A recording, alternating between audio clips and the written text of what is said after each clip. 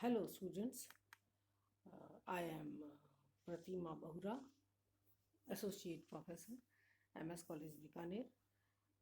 Today we are going to talk upon regulation and diseases of adrenal gland. Regulation of adrenal hormone secretion. How the adrenal hormones are regulated, it is included in this chapter. The secretion of cortisol and aldosterone is regulated by different mechanisms.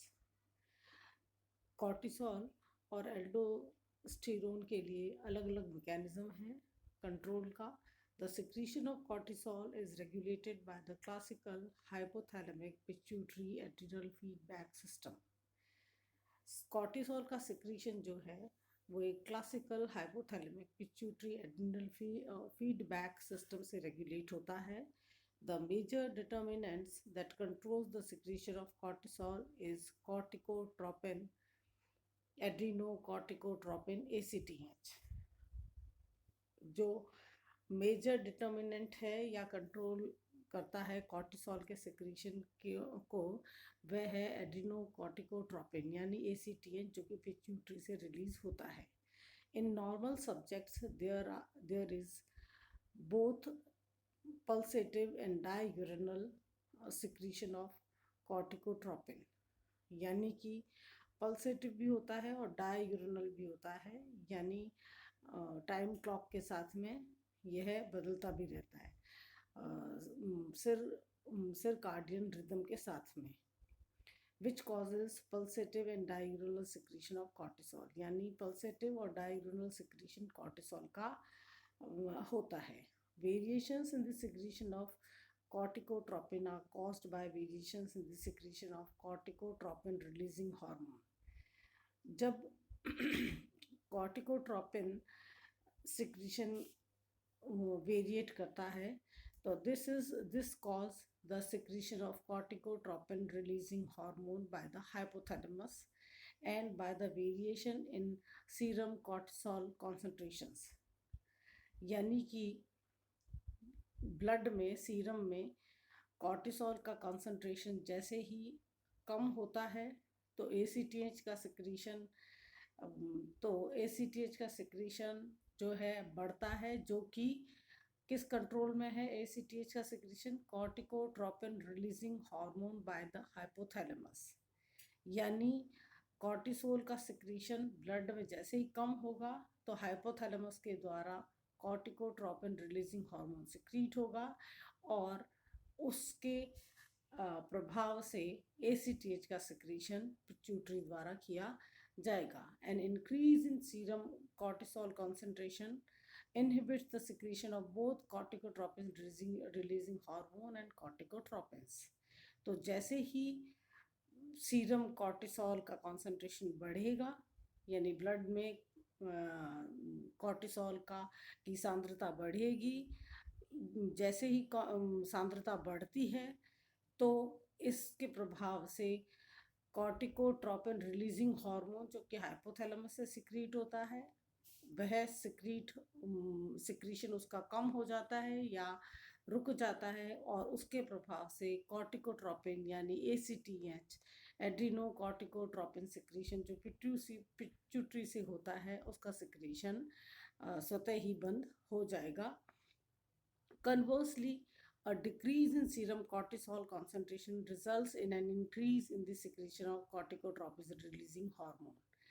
दूसरी तरफ अन्य प्रभाव में अगर देखें कि जैसे ही cortisol का कॉन्सेंट्रेशन यानी सांद्रता ब्लड में कम होगी तो उसके प्रभाव से उसका नतीजा यह होता है कि there is increase in the secretion of corticotropin releasing hormone.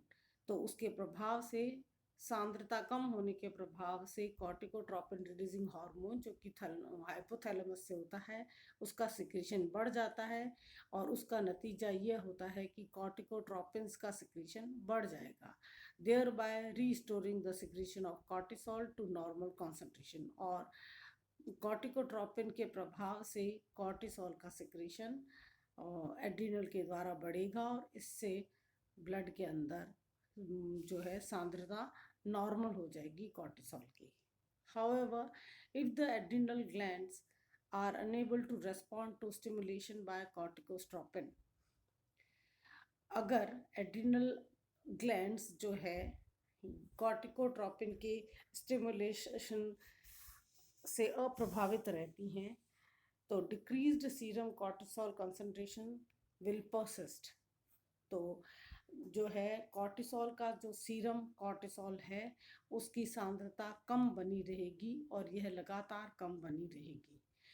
Severe physical और emotional stresses stimulate the secretion of corticotropin releasing hormone. लगातार अगर आप फिजिकल एक्टिविटीज़ करते हैं या इमोशनली स्ट्रेस में चले जाते हैं तो इसके प्रभाव से कॉर्टिकोट्रोपिन रिलीजिंग हार्मोन का सिक्रीशन स्टिमुलेट होता रहता है, यानी बढ़ता रहता है, एंड उसके प्रभाव से कॉर्टिकोट्रोपिन भी बढ़ता रहता है, resulting in large increases in serum cortisol concentrations, और उसके प्रभाव से सीरम कॉर्टिसोल कॉन्सेंट्रेशन भी बढ़ते रहते हैं, उसकी सांद्रता भी बढ़ी हुई लगातार बढ़ी हुई ब्लड में रहती है। However, under these circumstances, increased serum cortisol concentrations do not inhibit the secretion of corticotropin releasing hormone or corticotropins. अगर इस तरह की जो है सिचुएशन रहे, यानी इस तरह का जब फिजिकल स्ट्रेस ज़्यादा है या इमोशनल स्ट्रेस ज़्यादा है, तो इस तरह के प्रभाव से जब सीरम में कॉर्टिसोल की सांद्रता बढ़ी हुई रहती है, तो इस स्थिति में जो है कॉर्टिकोट्रोपिन रिलीजिंग हार्मोन का इनहिबिशन नहीं होगा, यानी कम नहीं होगा, और उसके प्रभाव से कॉर्टिकोट्रोपिन भी कम नहीं होंगे, and thereby allow large amount of cortisol to be secreted until the stress subsides. और यह प्रभाव तब तक चलता रहता है, यानी कॉर्टिसोल का सिक्रीशन तब तक बढ़ता रहेगा जब तक कि स्ट्रेस आपकी बॉडी का कम नहीं हो जाता। Corticotropin also stimulates the secretion of adrenal androgens. कॉर्टिकोट्रोपिन्स जो है एड्रीनल एंड्रोजन्स का भी सिक्रीशन करते हैं from the adrenal cortex, but the androgens do not inhibit corticotropin secretion. लेकिन एंड्रोजन्स जो है कॉर्टिकोट्रोपिन सिक्रीशन को कम नहीं होता है, इनहिबिट नहीं होता है उससे। Aldosterone secretion is regulated primarily by the renin angiotensin system. Aldosterone का सिक्रीशन जो है वह प्राइमरीली मुख्य रूप से रेनिन एंजियोटेंसिन सिस्टम से रेगुलेट होता है। Renin is an enzyme secreted into the blood from specialized cells that encircle the arterioles at the entrance of the glomeruli of the kidneys.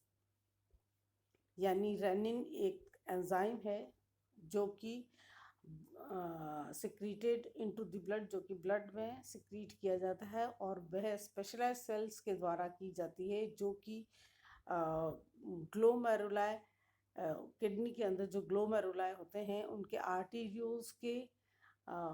Arterioles को एनसर्कल किए हुए रहती है, यानी आर्टीरियोल्स के चारों तरफ उनको घेरे हुए रहती है। तो the renal capillary networks that are the filtration units of the kidneys जो है वो रीनल कैपिलरी नेटवर्क है जो कि फिल्ट्रेशन के अंदर मुख्य भूमिका निभाते हैं। The renin secreting cells which compose the juxta glomerulus apparatus, the renin secreting cells जो कंपोज करती है juxta glomerular apparatus are sensitive to changes in the blood flow and blood pressure.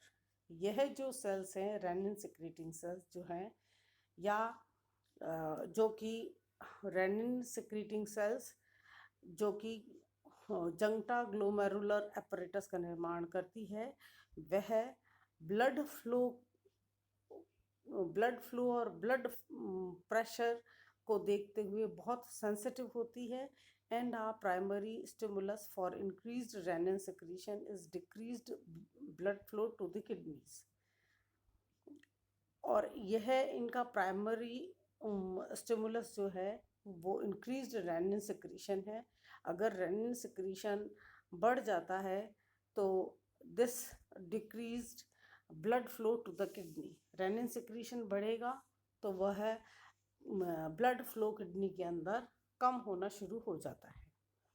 A decrease in blood flow may be caused by the loss of sodium and water. तो जैसे ही blood flow कम होगा kidneys के अंदर तो इससे नतीजा यह होता है कि सोडियम और पानी का लॉस होना शुरू हो जाता है as a result of diarrhoea, persistent vomiting और excessive प्रेस्पिरेशन.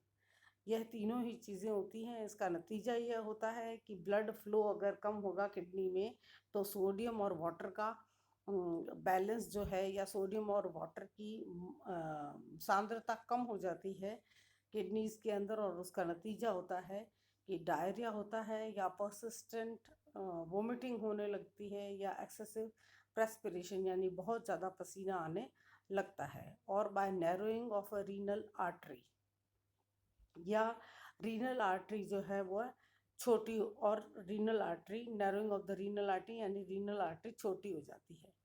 Rennin catalyzes the conversion of plasma protein called angiotensinogens.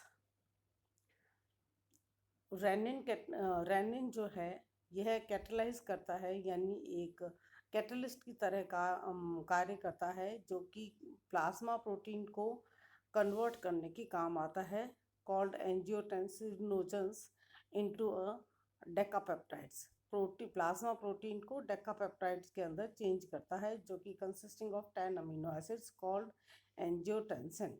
First, an enzyme in the serum called angiotensin converting enzyme then converts angiotensin first into an octapeptide consisting of 8 amino acids called angiotensin second.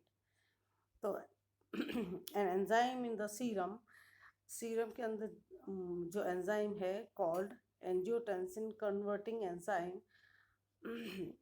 that converts angiotensin first into an octapeptide called angiotensin second. Angiotensin second acts via specific receptors in the adrenal gland to stimulate the secretion of aldosterone. Angiotensin second यह act करता है कुछ specific receptors जो कि adrenal gland में होते हैं और यह स्टिमुलेट करते हैं secretion of aldosterone which stimulates salt and water reabsorption by the kidneys.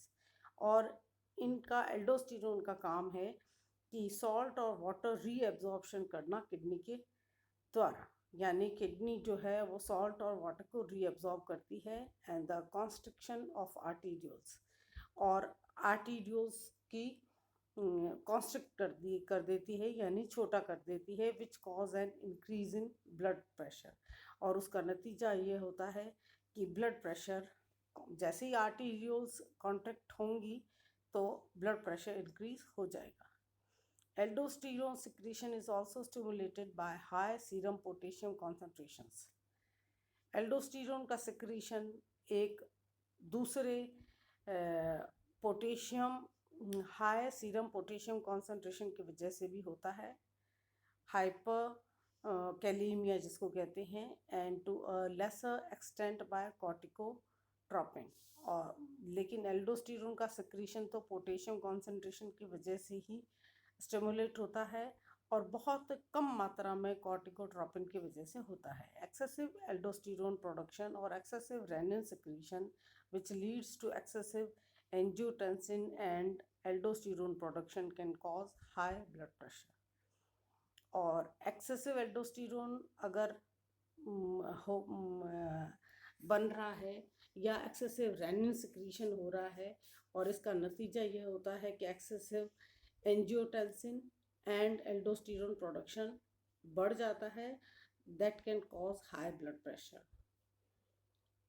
और इसका नतीजा यह होता है कि ब्लड प्रेशर अत्यधिक बढ़ जाता है. अब हम लेते हैं diseases of adrenal gland. Diseases of the adrenal gland may be divided into those of the medulla and those of the cortex. यानी एड्रिनल ग्लैंड की डिजीज हम दो भागों में डिवाइड कर देते हैं. मेड्यूला से मेड्यूला में व्याधि आने से डिजीज जो पैदा होती हैं, और कॉर्टेक्स में व्याधि आने से जो डिजीज पैदा होती हैं वो. The only known disease of the adrenal medulla is a tumor known as the pheochromocytoma. Pheochromocytomas secrete excessive quantities of epinephrine and norepinephrine. Adrenal medulla के द्वारा जो डिजीज़ होती है वह सिर्फ ट्यूमर है जिसको कि फियोक्रोमोसाइटोमा कहते हैं. साइटोमास एक्सेसिव सिक्रीशन शुरू कर देती है एपिनेफ्रिन और नॉर एपिनेफ्रिन का. Many patients with these tumours have periodic episodes of hypertension, palpitations of heart, sweating, headaches, and anxiety, whereas other patients have persistently high blood pressure. Many patients, बहुत अधिक patients जिनके अंदर ये tumour होता है उनके अंदर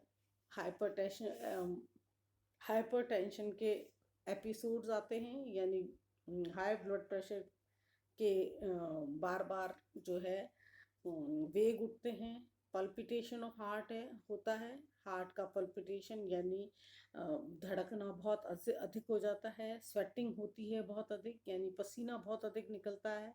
हेडेक होता है, एंग्जाइटी रहती है, उत्सुकता रहती है हर समय. Whereas other patients have persistently high blood pressure. और लेकिन कुछ पेशेंट्स ऐसे होते हैं जिनमें लगातार हाई ब्लड प्रेशर बना रहता है. High blood pressure and other symptoms can be treated with drugs that block the action of the epinephrine and norepinephrine. High blood pressure और दूसरी जो सिम्टम्स हैं उनको ड्रग्स के द्वारा जो है वो एपिनेफ्रीन और नॉर एपिनेफ्रीन को ब्लॉक करने से कंट्रोल किया जा सकता है. However, the most effective treatment is surgical removal of the tumor. जबकि सबसे प्रभावित ट्रीटमेंट यही है कि ट्यूमर को रिमूव कर दिया जाए surgically. Diseases of the adrenal cortex may be manifested as hyperfunction. Disease जो एड्रिनल कॉर्टेक्स के द्वारा जो होती है वह होती है हाइपर फंक्शन के द्वारा, यानी एक्सेसिव सिक्रीशन ऑफ एड्रिनोकॉर्टिकल हार्मोन्स, और हाइपो फंक्शन या ज़्यादा फंक्शन हो एड्रिनल कॉर्टेक्स का या कम फंक्शन हो, यानी अधिक सिक्रीशन हो या कम सिक्रीशन हो, यानी insufficient secretion of these hormones या इनका कम सिक्रीशन हो. Also known as Addison's disease. दूसरे शब्दों में इसको एडिसन डिजीज भी बोलते हैं. एड्रिनोकॉर्टिकल हाइपरफंक्शन में बी कॉन्जेनाइटल और एक्वायर्ड. एड्रिनोकॉर्टिकल हाइपरफंक्शन जो है या तो जेनेटिकली आपको मिला है या आपने अपने जीवन में इसको प्राप्त किया है. दो तरह से होता है. Congenital hyperfunction is always due to hyperplasia. Hyperfunction जो है वह हमेशा, कॉन्जेनाइटल हाइपरफंक्शन जो है वो हमेशा ही हाइपरप्लेजिया की वजह से होता है, यानी enlargement of both adrenal glands, यानी दोनों ग्लैंड्स जो हैं वह साइज में बड़ी हो जाती हैं, तब यह होता है. Whereas acquired hyperfunction may be due to either an adrenal tumour और हाइपरप्लेजिया. हाइपरफंक्शन जो एक्वायर्ड हाइपरफंक्शन है वह या तो एड्रिनल ट्यूमर की वजह से ही होता है जो कि हाइपरप्लेजिया कहलाता है. Congenital adrenal hyperplasia, also known as adrenogenital syndrome. Congenital adrenal hyperplasia को adrenogenital syndrome भी बोलते हैं. is a disorder in which there is an inherited defect in one of the enzymes needed for the production of cortisol. इस disorder के अंदर जो है यानी आपकी हेरिडिटरी डिफेक्ट है इस वन ऑफ दी एंजाइम्स जो कि कॉर्टिसोल के प्रोडक्शन के अंदर सहायक होता है, उसका उसका जो है डिसऑर्डर है, उसकी वजह से ये होता है। या excessive amounts of the adrenal androgens may be produced to overcome the block in cortisol production. या excessive amount of adrenal androgens must be produced to overcome the block in cortisol production. या इस तरह से adrenal androgens का excessive production होना चाहिए to block in cortisol production, जो कि कॉर्टिसोल प्रोडक्शन बनने में जो बाधा बन रहा है, इसलिए एड्रिनल एंड्रोजन्स का एक्सेसिव प्रोडक्शन होना चाहिए. In female infants this results in masculinization with pseudo hermaphroditism, anomalous development of genital organs, whereas in male infants it results in premature sexual development या sexual precocity. In female infants यानी कि जो मादा infants छोटे हैं, उनके अंदर इसका नतीजा यह होता है कि मैस्कुलाइजेशन हो जाता है विथ सूडो हर्मेफ्रोडाइटिज्म, यानी कि जो mail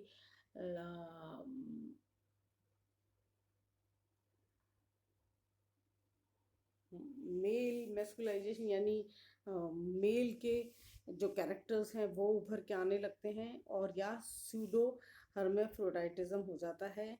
anomalous development of genital organs, यानी जेनिटल ऑर्गन्स जो है उनका डेवलपमेंट सूडो हर्मेफ्रोडाइटिज्म हो जाता है, यानी दोनों के बीच का डेवलपमेंट हो जाता है. Whereas in male infants result in premature sexual development, जबकि जो है मेल्स के अंदर अगर मेल इन्फेंट्स में यह हो तो जो है सेक्सुअल डेवलपमेंट प्री मेच्योर होने लगता है. Acquired adrenocortical hyperfunction is manifested by either cortisol excess, androgen excess or aldosterone excess. जो एक्वायर्ड एड्रीनोकॉर्टिकल हाइपरफंक्शन जो है, यह या तो कॉर्टिसोल का एक्सेस सिक्रीशन होने लगता है, या एंड्रोजन का एक्सेस सिक्रीशन होने लगता है, या एल्डोस्टेरोन का एक्सेस सिक्रीशन होने लगता है. कॉर्टिसोल एक्सेस को कहते हैं कुशिंग्स सिंड्रोम, एंड्रोजन एक्सेस या एल्डोस्टेरोन एक्सेस को कहते हैं primary aldosteronism. Cushing's syndrome is characterized by obesity, rounding and reddening of the face, high blood pressure, diabetes mellitus, osteoporosis, thinning and easy brushing of the skin, muscle weakness, depression, and in women, cessation of menstrual cycles, ameorrhea. यानी Cushing's syndrome जो है वह उसके अंदर निम्न characters दिखाई देते हैं, यानी ओबेसिटी यानी व्यक्ति बहुत मोटा हो जाता है, राउंडिंग मोटा गोल गोल दिखता है, रेडनिंग ऑफ द फेस चेहरा एकदम लाली लिए हुए होता है, हाई ब्लड प्रेशर हो जाता है, डायबिटीज़ मेलिटस यानी उनको डायबिटीज़ हो जाएगी, साथ में ऑस्टियोपोरोसिस हो जाता है यानी हड्डियाँ बहुत वीक हो जाती है, thinning and easy brushing of the skin बहुत पतली हो जाती है, और स्किन जो है वह ऐसे ब्रशिंग बिल्कुल पतली स्किन और ब्रशिंग स्किन जैसी हो जाती है. मसल वीकनेस, मसल्स बहुत वीक हो जाती हैं, डिप्रेशन होने लगता है, और फीमेल्स में सीजेशन ऑफ मेंस्ट्रुअल साइकिल्स, और फीमेल्स में मेंस्ट्रुअल साइकिल जो है की में कमी आने लगती है. The major causes of Cushing's syndrome are a corticotropin producing tumor of the pituitary gland known as Cushing's disease. Cushing's syndrome corticotropin producing tumour of the pituitary gland, या तो पिट्यूटरी ग्लैंड के अंदर ट्यूमर हो जाता है जो कि corticotropin secrete करती हैं, और इसकी वजह से इसको कुशिंग्स डिजीज कहते हैं।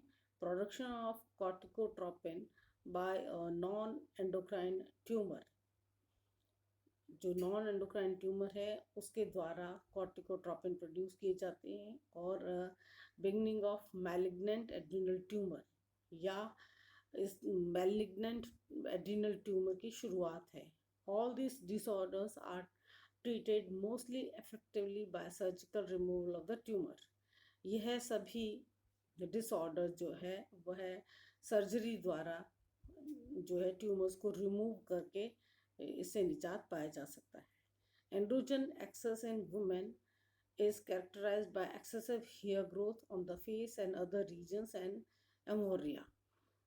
एंड्रोजन एक्सेस अगर वुमेन में ज़्यादा हो, यानी एंड्रोजन्स का सिक्रेशन वुमेन में अगर ज़्यादा होता है तो हेयर पे